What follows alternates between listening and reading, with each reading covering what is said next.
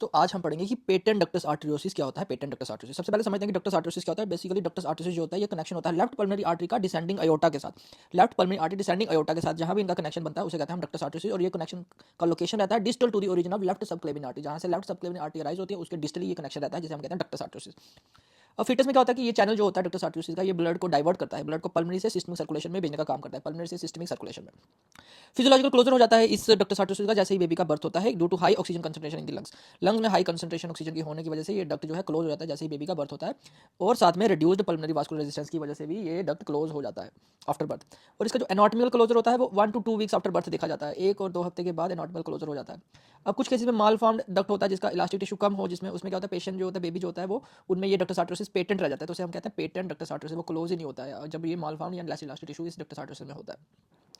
अब होता है कि जब जैसे कि प्रेशर बढ़ता है अयोटा में तो अयोटा का प्रेशर पल्मोनरी आर्टरी से ज़्यादा होता है और इससे क्या होता है कि जो ब्लड है उसकी शंटिंग हो जाता है पेटेंट डक्टस आर्टेरियोसिस में। अयोटा से वो पल्मोनरी आर्टरी में जाना शुरू कर देता है। अयोटा से पल्मोनरी आर्टरी में जब जाता है तो उसे कहते हैं हम लेफ्ट टू राइट शंट।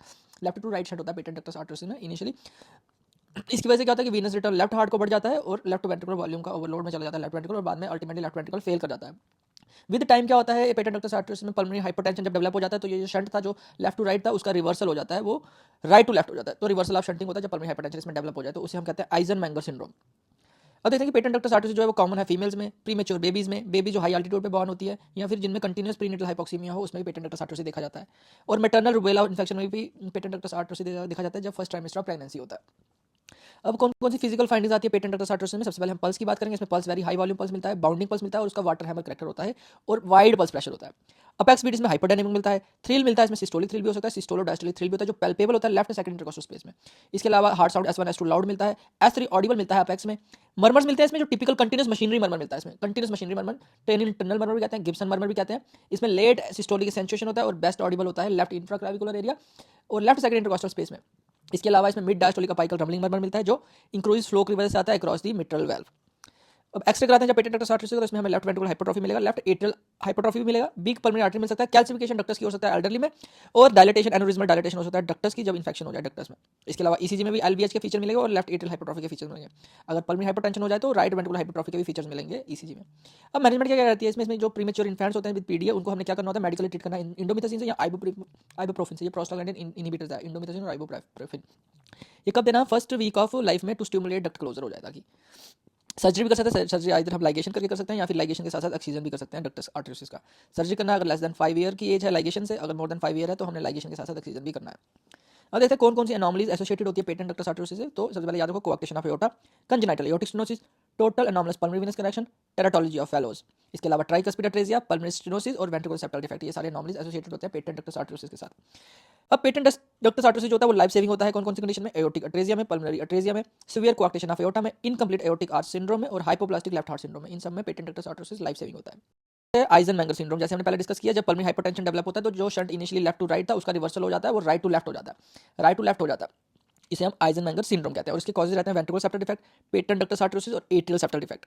अब वेंट्रिकुलर सेप्टल डिफेक्ट में आइजनमेंगर सिंड्रोम अर्ली डेवलप होता है, पेटेंट डक्टस आर्टेरियोसिस में थोड़ा सा लेट डेवलप होता है और एएसडी में लेट एडल्ट लाइफ में जाके डेवलप होगा आइजनमेंगर सिंड्रोम। और इसका मैकेनिज्म क्या रहता है कि इसमें परसिस्टेंट एलिवेटेड पल्मोनरी फ्लो होता है, परसिस्टेंट एलिवेटेड पल्मोनरी फ्लो से लेफ्ट टू राइट शंट होता है। उसकी वजह से पल्मोनरी रेजिस्टेंस बढ़ता है, पल्मोनरी रेजिस्टेंस बढ़ने से पल्मोनरी हाइपरटेंशन डेवलप होता है, जिसके बाद प्रोग्रेसिव ऑब्लिटेटिव और इरिवर्सिबल चेंजेस आती है पल्मोनरी वास्कुलेचर में, जिसकी वजह से परसिस्टेंट पल्मोनरी हाइपरटेंशन हो जाता है और शंट रिवर्स हो जाता है, जो लेफ्ट टू राइट था वो राइट टू लेफ्ट शंट हो जाता है। और सिम्टम्स आते हैं आइजनमेंगर सिंड्रोम के, सिम्टम रहते हैं ब्रेथलेसनेस, फटीग, सिनकोप, एंजाइना, हिमोप्टिसिस और कभी कभी हार्ट फेलियर के भी फीचर्स आते हैं। अब कुछ साइंस होते हैं जो आइजनमेंगर सिंड्रोम में डेवलप होते हैं। सबसे पहले सेंट्रल साइनोसिस होता है और ये साइनोसिस रिलीव नहीं होता है ऑक्सीजन देने के बाद भी 100%। इसके अलावा पॉलीसाइथीमिया होता है आइजनमेंगर में, क्लबिंग होता है, प्रोमिनेंट ए वेव होती है नेक में। इसके अलावा फीचर्स आते हैं राइट वेंट्रिकुलर हाइपरट्रॉफी में, जिसमें क्या होता है कि अपेक्स आउटवर्ड चला जाता है, लेफ्ट पैरास्टर्नल हीव आना शुरू हो जाता है और एपिगैस्ट्रिक पल्सेशन आना शुरू हो जाता है। इसके अलावा राइट वेंट्रिकुलर फेलियर के साइन देखने को मिलते हैं। लाउड और palpable second heart sound P2 होती है, लाउड और पैल्पेबल। इसके अलावा ejection click, ejection systolic murmur भी आता है पल्मोनरी हाइपरटेंशन की वजह से। ओकेजनली क्या होता है कि पैन सिस्टोलिक मर्मर मिलता है ट्राइकस्पिड रिगर्जिटेशन की वजह से। और ओरिजिनल मर्मर जो होता है VSD, PD और ASD का, वो डिक्रीज हो जाता है इंटेंसिटी में, ड्यूरेशन में और डिसअपीयर भी हो जाता है जब आइजनमेंगर सिंड्रोम डेवलप होता है। तो अगर कोई पेशेंट आइजनमेंगर सिंड्रोम का डेवलप हो रहा है और उसका VSD है वो कम हो जाएगा, उसका मर्मर PDA का मर्मर कम हो जाएगा और ASD मर्मर कम हो गया या फिर डिसअपीयर हो जाएगा, तो हमने सोचना कि पेशेंट को आइजनमेंगर सिंड्रोम डेवलप हो रहा है। अब कुछ कंडीशन होती है जिसमें सिस्टमिक वेजोडाइलेशन होता है, जैसे फीवर, एक्सरसाइज और हार्ट क्लाइमेट। इसमें राइट लेफ्ट शंट बढ़ जाता है फीवर, एक्सरसाइज और हार्ट क्लाइमेट में, और इसकी वजह से सिस्टमिक डी सैचुरेशन वर्सन हो जाती है। इसके अलावा प्रेगनेंसी और एनेस्थीसिया भी पुअरली टॉलरेट करवाते हैं आइजनमेंगर सिंड्रोम को। हिमोप्टेसिस एक बैड साइन है आइजनमेंगर सिंड्रोम में, हालांकि ये रेयर होता है। चेस्ट एक्सरे में आइजनमेंगर सिंड्रोम में हमें क्या मिलेगा, एनलार्ज सेंट्रल पल्मोनरी आर्टरी मिलेगी और पेरिफेरल प्रूनिंग मिलेगी पल्मोनरी वेसल्स का। पेरिफेरल प्रूनिंग से होता क्या है कि peripheral one third of the lungs जो होता है वहाँ का ब्लड एट्रियल मार्किंग्स कम हो जाती है, less atrial markings in the peripheral one third of the lungs. ये पेरिफेरल प्रूनिंग मिलता है एक्सरे में आइजनमेंगर के। इसके अलावा ईसीजी में राइट वेंट्रिकुलर हाइपरट्रॉफी मिल सकता है। इसका ओनली क्यूरेटिव ट्रीटमेंट क्या है, हार्ट और लंग ट्रांसप्लांट करना। Heart lung transplant remains the only curative treatment. अब देखते हैं कि जो पेटेंट डक्टस आर्टरियोसिस होता है जिसमें शंट का रिवर्सल होता है, उसमें डिफरेंशियल साइनोसिस होता है। तो डिफरेंशियल साइनोसिस में क्या होता है कि फीट ब्लू होंगे बेबी के और हैंड्स रेड होंगे। तो डिफरेंशियल साइनोसिस में किस कंडीशन में मिलता है, जब पीडीए के साथ रिवर्सल ऑफ शंट हो। एक चीज़ और याद रखना कि राइट टू लेफ्ट शंट जब होता है तो साइनोसिस होता है, और लेफ्ट टू राइट शंट जब होता है तब साइनोसिस नहीं होता है। तो cyanotic congenital heart disease short और स्पॉट केसेस आते हैं एग्जाम में, तो ये याद रखना।